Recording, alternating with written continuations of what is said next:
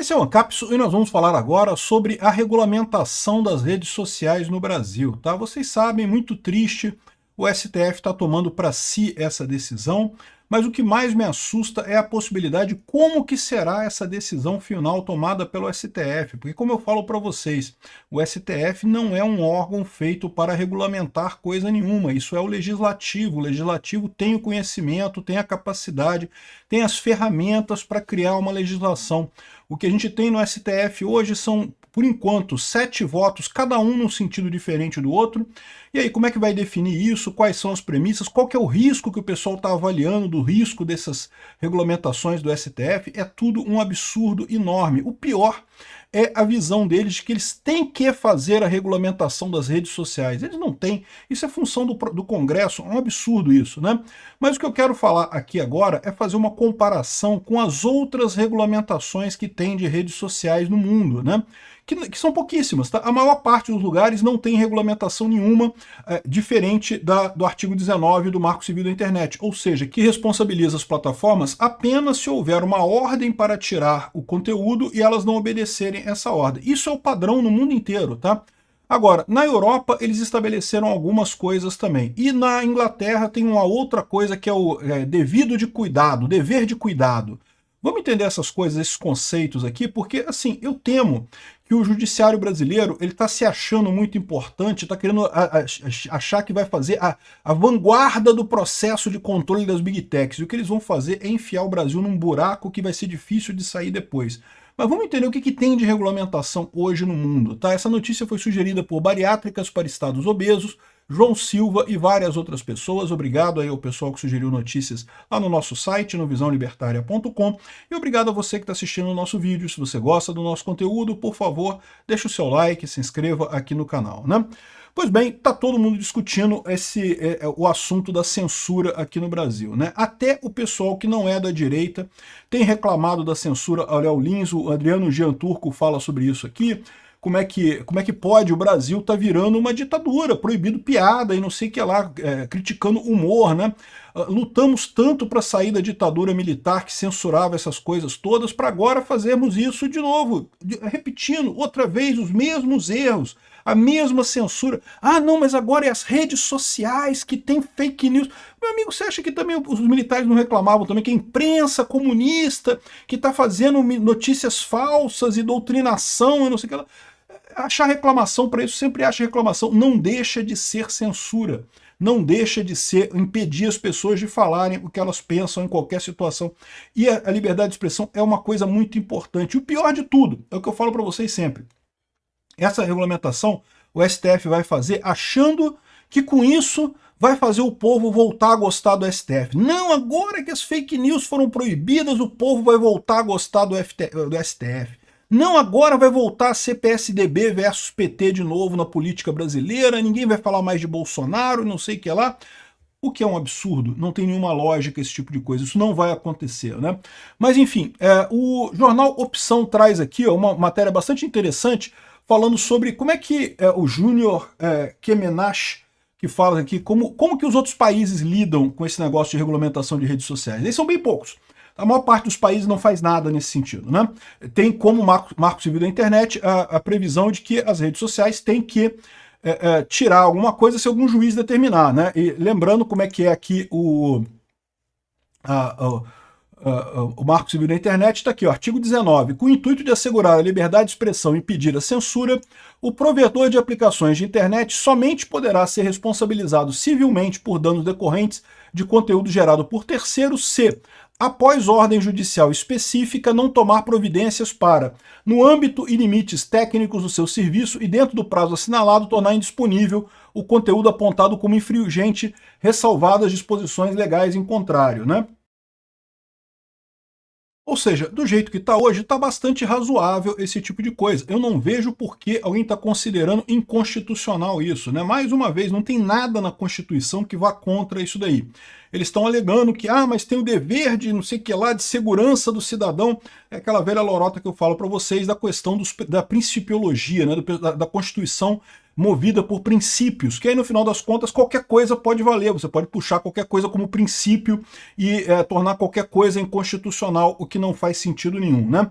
E segundo a gente tem relatos, que eu já falei sobre isso na Folha, o que está se discutindo é passar alguns crimes para acrescentar alguns crimes no artigo 21. Então aqui, ó, artigo 21. O provedor de aplicações de internet que disponibilize conteúdo gerado por terceiros será responsabilizado subsidiariamente pela violação da intimidade decorrente da divulgação sem autorização de seus participantes de imagens ou vídeos ou outros materiais contendo cena de nudez, atos sexuais de caráter privado, quando, após recebimento de notificação pelo participante ou seu representante legal, deixar de promover de forma diligente, no âmbito dos limites técnicos do serviço, a indisponibilização desse conteúdo. Então o que eles estão dizendo? Que no artigo 21 fala que basta a pessoa notificar o provedor que tem um conteúdo ali que é da pessoa, porque está aqui, ó, o parágrafo único tem que verificação da legitimidade para apresentação do pedido, ou seja, a pessoa tem que provar que é ela que está lá e daí pedir para tirar aquele conteúdo que está ali, né? E isso já funciona aqui no Brasil, tá? Qualquer imagem que você tenha, mesmo imagem que não tenha nudez, se você falar assim, eu sou eu nessa imagem, eu quero que tire, o pessoal costuma tirar, o YouTube tira imediatamente porque não quer criar confusão aqui. O que o STF estaria inclinado a fazer? Colocar aqui também outros tipos de crime. Então seriam, por exemplo, crimes contra a democracia. O provedor seria obrigado a tirar sempre que for notificado por alguém de crime contra a democracia. Qual que é o problema nessa história?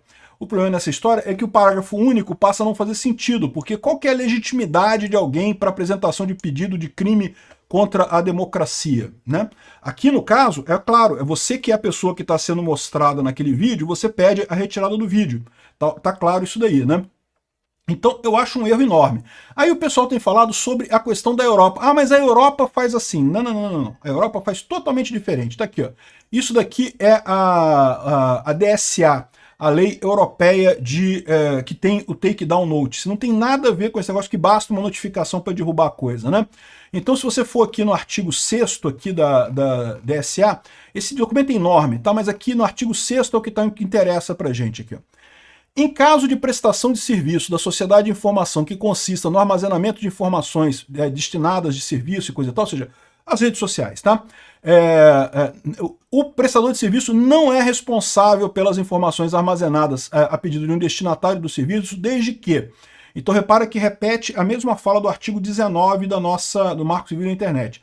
Não tenha conhecimento efetivo da atividade ou conteúdo ilegal e no que se refere a uma ação de indenização ou perdas e danos, não tenha conhecimento de fatos ou circunstâncias que evidenciem a ilegalidade ou a atividade do conteúdo, né? E a partir do momento que tenha conhecimento da ilicitude, atue com diligência no sentido de suprir ou desativar o acesso aos conteúdos ilegais. Então repara que ele muda a coisa aqui para a partir do momento que tenha conhecimento da ilicitude, ou seja, qualquer conhecimento. É isso que eles estão querendo se referir como esse takedown notice, né? Ou seja, você dá o aviso, a internet tem que derrubar, senão pode ser responsabilizada judicialmente por isso.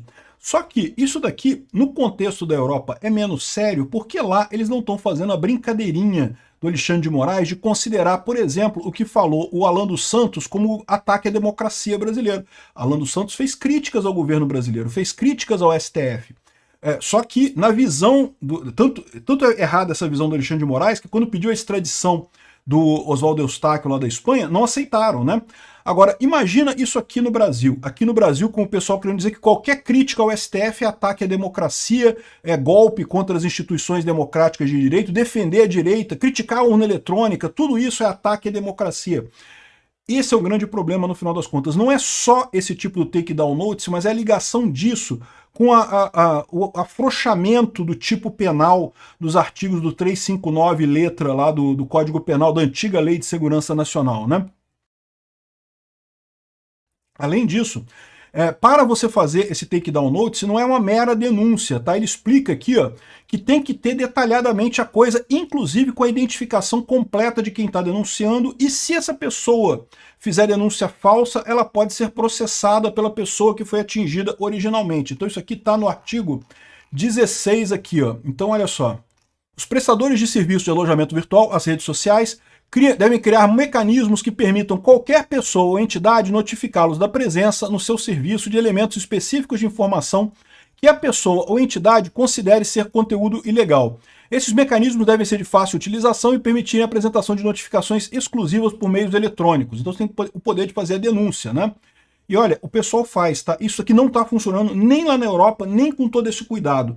Eu que acompanho muito as contas do pessoal pró-Ucrânia, volta e meia cai uma conta de gente pró-Ucrânia, por quê? Porque os russos fazem reporte em massa. Um monte de gente começa a reportar a conta, e aí por conta desse mecanismo, acaba caindo a conta da pessoa, sem ter ilegalidade nenhuma, né?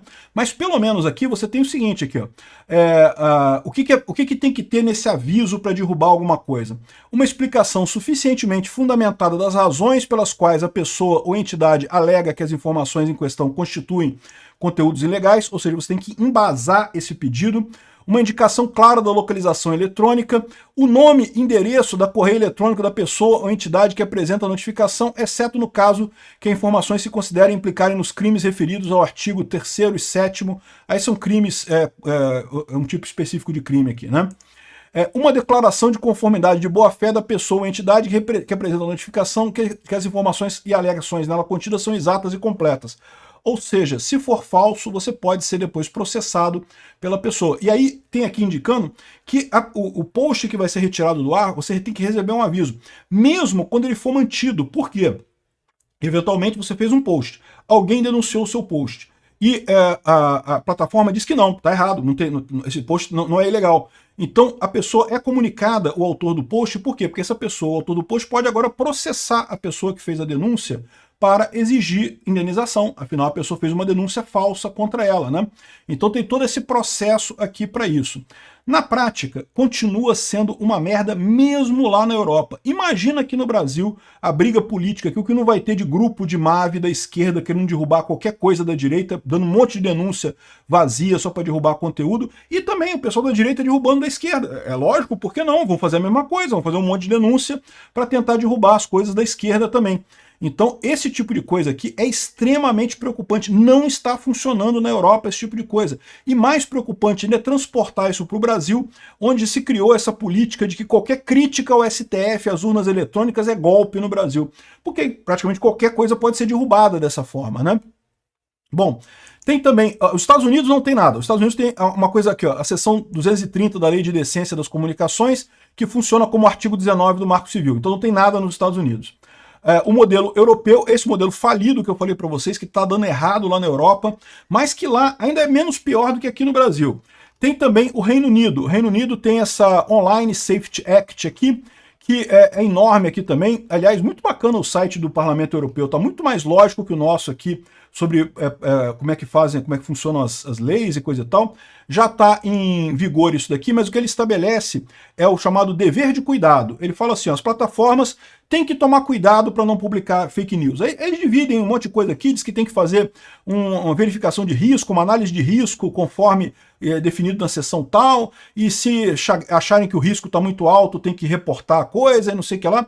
Tudo isso que as plataformas já fazem na prática. Então assim, não tem nada de diferente aqui, nada que implique em censura direta. Apenas coloca que as plataformas têm que ter o dever de cuidado. Me parece muito mais razoável a legislação da Inglaterra do que da Europa. A legislação da Europa está sendo questionada pra caramba, porque tem resultado sim em censura por lá. Imagina aqui no Brasil, ia ser muito pior aqui no Brasil, né? É o que eu falo, aqui no Brasil o legislador, os deputados, tem a mania terrível de copiar a legislação da Europa, né? Pegaram o LGPD, é uma cópia da legislação da GDPR lá da Europa, copiaram praticamente a GDPR aqui para o Brasil. Uma idiotice, meu amigo. A Europa é um país rico, eles podem se dar ao luxo de algumas coisas que nós no Brasil não podemos nos dar ao luxo disso ainda. Nós somos um país pobre. E aí, não fica nesse negócio de copiar europeu, a gente se ferra, meu amigo. Não é assim que funciona a coisa. E, de novo, agora é o STF que vai fazer esse negócio de copiar europeu, pelo visto, exigindo essa notificação. De novo, não está funcionando na Europa, está dando problema na Europa. Aqui no Brasil vai ser pior ainda, por conta das decisões do STF. Ou seja, e só tem isso, é só esses dois coisas aqui que tem de regulamentação de rede social, e são uma bosta, não funciona nada, ou seja, mostra aquilo que eu falo para vocês. Essa luta que o STF está para regulamentar as redes sociais é derivado exclusivamente da esquerda estar perdendo a eleição e não vai resolver isso. É isso aqui que vai acontecer? Eles vão querer aumentar a regulamentação depois. E cada vez aumentar mais, cada vez censurar mais, cada vez fazer mais coisa. Não vai resolver o problema, vai criar um monte de encheção de saco para um monte de gente e não vai resolver nenhum problema de nada no final das contas. Um absurdo essas decisões do STF, essa regulamentação pelo STF das redes sociais. Eu só espero que o povo brasileiro seja coerente, eleja um governo de direita em 2026 para a gente possa desfazer essa lambança toda que o STF está fazendo agora.